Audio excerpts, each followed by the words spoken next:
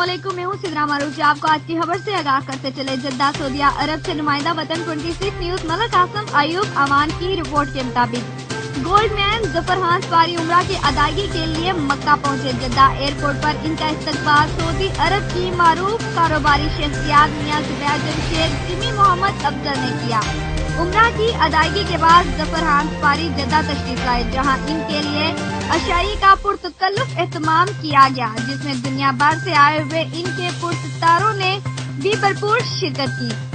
तकरीब में नुमाइंदा वतन 26 न्यूज मलक आसम अयूब भी मौजूद थे और सेल्फी भी बनवाई। याद रहे कि जफर सपारी पूरी दुनिया में गोल्ड पहनने की वजह से बहुत मशहूर हैं।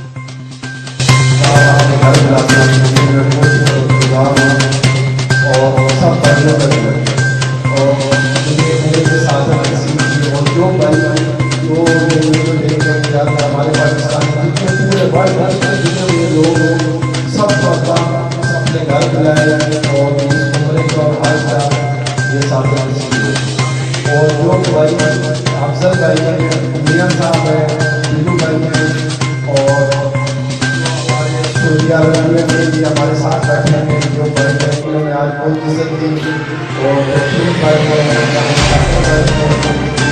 सब भाइयों को बहुत